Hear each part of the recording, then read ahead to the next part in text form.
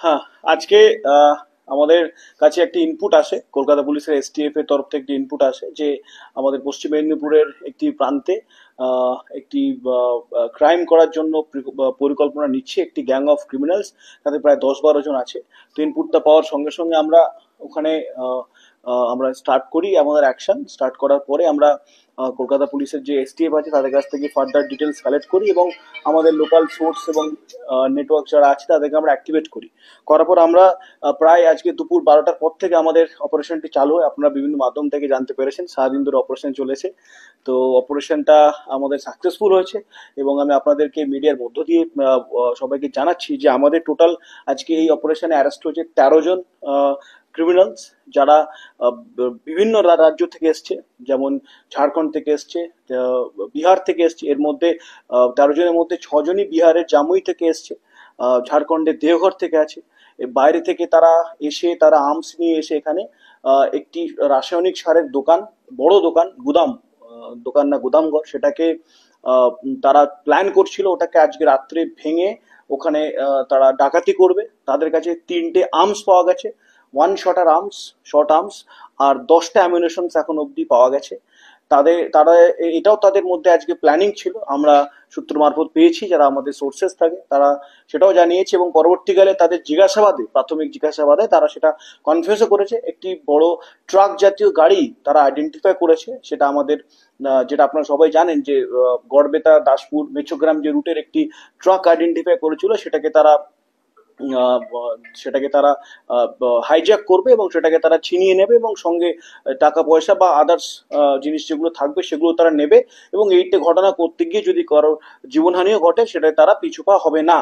এর সাথে সাথে খড়ার এলাকা এবং ওই তৎসংলগ্ন ক্ষীরপাই, ওই যে বর্ডারিং এরিয়াটা আছে যেটা চন্দ্রকোনা আর ঘাটালে, এবং যেটা আবার সোজা বেরিয়ে আছে আরামবাগ সাইডে, ওই এরিয়াটাতে একটি ব্যাংক, রাষ্ট্রায়ত্ত ব্যাংক ওরা টার্গেট করেছিল। আমি আমি নাম বলছি না, বাট একটি রাষ্ট্রায়ত্ত ব্যাংক টার্গেট করেছিল। আমরা তাদের কাছ থেকে যে মোবাইল ফোন সিজ করেছি, সেই ফোনের সেই ব্যাংকের ছবি পাওয়া গেছে, সেই ব্যাংকের লোকেশনস পাওয়া গেছে এবং সেই ব্যাংকের জন্য সার্চ করে যে আদার্স যেগুলো দেখতে হয়, ব্যাংকের ফোন নাম্বার থেকে শুরু করে এভরিথিং আমরা সেখানটাতে পেয়েছি।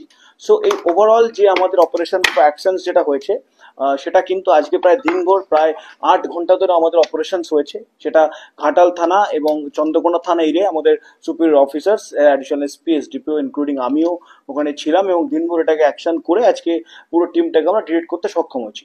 বাইরে থেকে যারা এসছে তারা ফায়ার আর্মস নিয়ে এসেছিল 3টে, 10টি আর্মস, 10টি অ্যামিউনিশন, সেগুলো কিন্তু আজকে ওদের কাছ থেকে সিজ করা হয়েছে।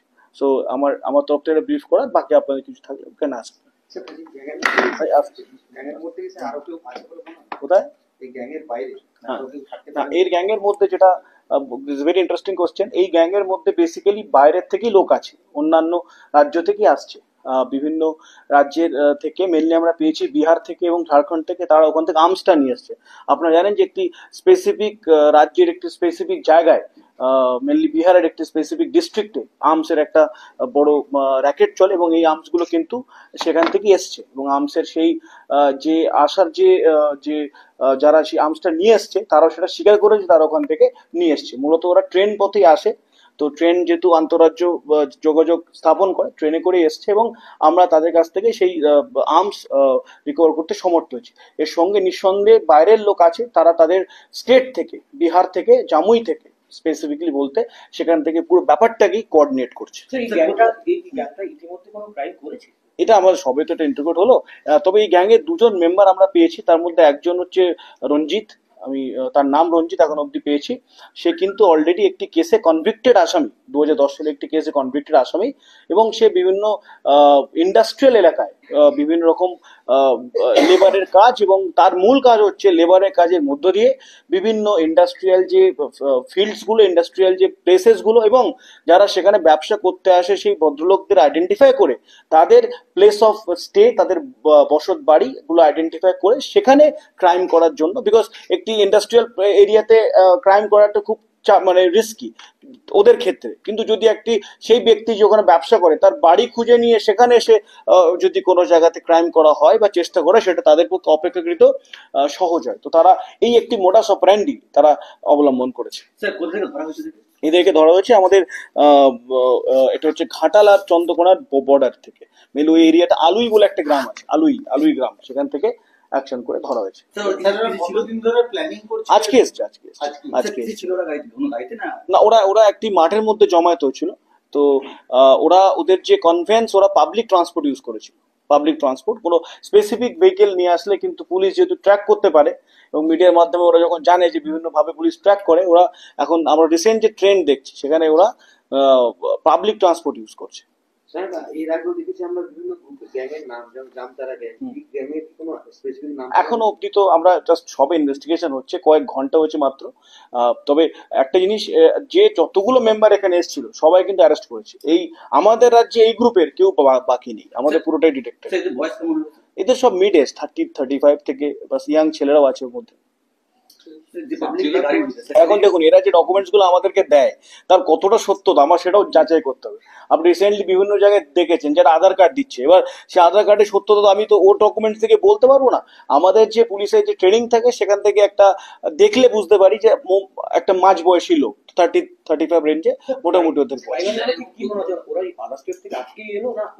না, ওরা আদার স্টেটে থেকে এখানে কলকাতাতেই ছিল, কলকাতাতে, হাওড়াতে এবং বিভিন্ন জায়গাতে ওরা আসার জন্য ওরা মুভ করছিল। ট্রান্সপোর্টের সুবিধার জন্য ওরা কিন্তু ওই সাইড থেকেই এটা ইউজ করে। আর আরেকটা জিনিস এর মধ্যে আমরা জানছি, জেল যেগুলো আছে, এরা যে গ্রুপিং হয়েছে, এই যে 13 জন যে একসাথে এসছে, রঞ্জিত যে ক্রাইমের মাস্টার মাইন্ড, যে প্ল্যানিং এর মাস্টার মাইন্ড রঞ্জিত, সে কিন্তু জেলের আসামি ছিল, একটা কেসে কনভিক্টেড। সো জেল থেকেই সে এই প্ল্যানিংটা করছে, এবং অদ্ভুতভাবে জেলের মধ্যে বিভিন্ন রকম ক্রিমিনাল যারা, যেখানে একটি পক্সো কেসের আসামি আছে, prevention of the sexual offences against children যেটা থাকে, পক্সো অফেন্স,